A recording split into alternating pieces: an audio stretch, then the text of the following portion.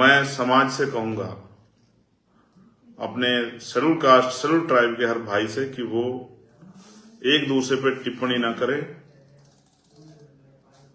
एक दूसरे को बुरा ना कहें और अपने अपने अधिकारों के प्रति संवैधानिक मर्यादाओं में जो संघर्ष वो कर रहे हैं उसको करते रहे।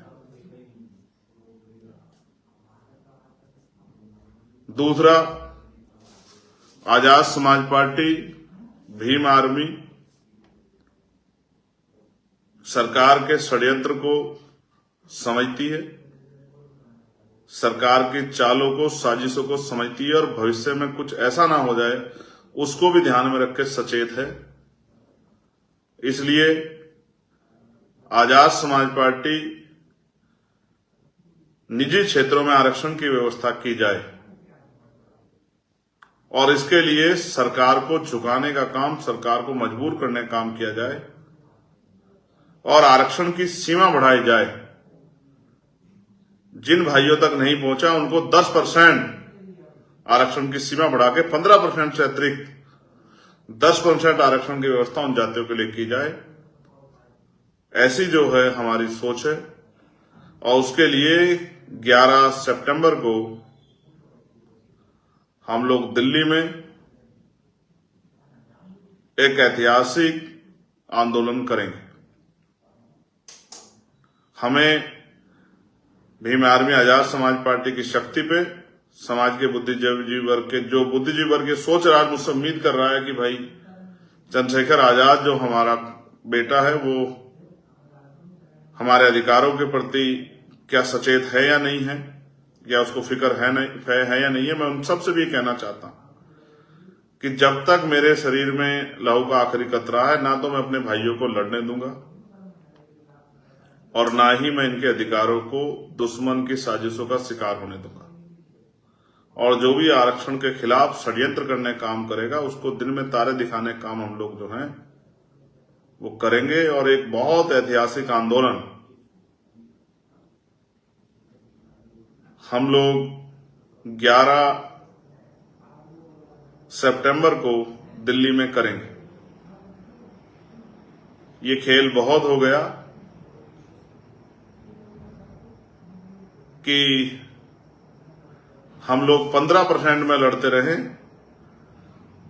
हम लोग 15% में नहीं लड़ेंगे आपस में। हम लोग शेड्यूल कास्ट के लोगों के लिए 25% आरक्षण की व्यवस्था शेड्यूल कास्ट और शेड्यूल ट्राइब के लिए की जाए।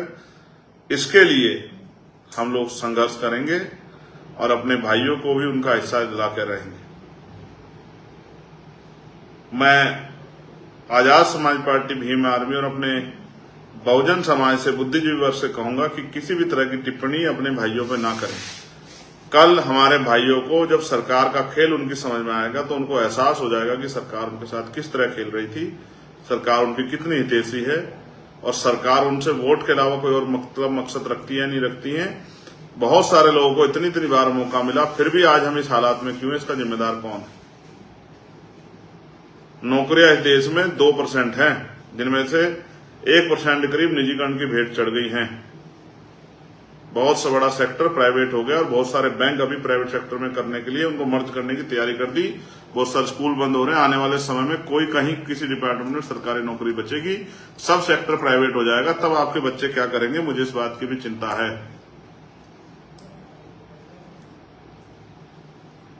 मुझे चिंता है, क्या आप पूरी जिंदगी जब तक जीवन रहेगा आपका, क्या आप गरीबी, बेबसी, जुल्म, जातिगत भेदभाव, अन्याय, अत्याचार से ही लड़ते रहेंगे या इस देश में अपनी हिस्सेदारी को भी आगे बढ़ाएंगे? मैं फिर विश्वास दिलाता हूं, जो लोग मुझ पर भरोसा करते हैं, भीम आर्मी आजाद समाज पार्टी पर, एक कार्यकर्ता होने के नाते आजाद समाज पार्टी भीम आर्मी का मैं वचन देकर कहता हूं कि मैं अपने लोगों के हितों के से किसी भी तरह का समझौता बर्दाश्त नहीं करूंगा और किसी भी तरह से अपने लोगों के हितों को दुश्मन को छीनने नहीं दूंगा। किसी भी कीमत पर, जब तक मेरे अंदर लहू का, मेरे शरीर में सांस है, लहू का आखिरी कतरा है, मैं उनको विश्वास दिलाता हूं, जो शक्ति उन्होंने मुझे दी है, मैं उनकी शक्ति के बदौलत उनको विश्वास दिलाता हूं कि मैं चंद्रशेखर आजाद और भीम आर्मी आजाद समाज पार्टी का एक समर्पित कार्यकर्ता आपको विश्वास दिलाता हूं कि किसी भी सरकार को उसकी साजिश का जवाब देने की शक्ति आप लोगों ने हमें दी है, वो जवाब हम लोग दे सकते हैं। लेकिन मैं आपसे भी कहूंगा, सावधान रहें, सतर्क रहें और आपस में अपनी एकता को ना टूटने दें। बहुत सारी चीजें समय के साथ जो हैं छनकर आपके सामने आ जाएंगी। बहुत सारी चीजें जो हैं छनकर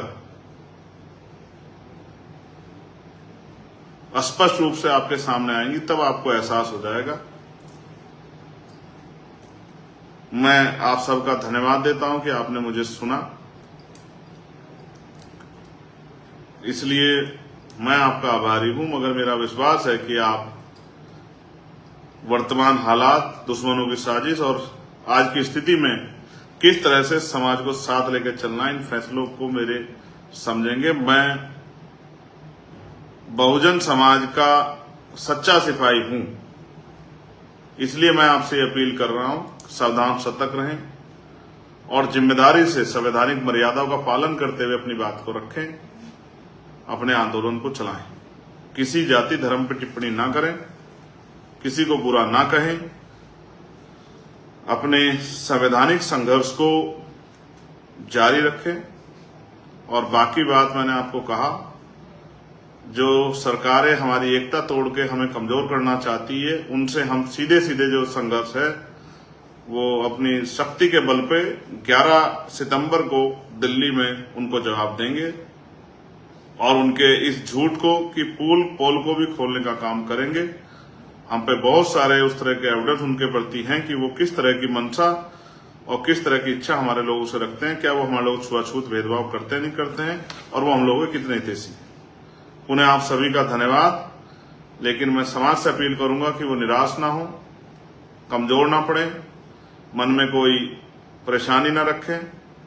सुप्रीम कोर्ट और तमाम चीजों से बड़ी है जनता, और जनता जो है अपनी शक्ति को समझे।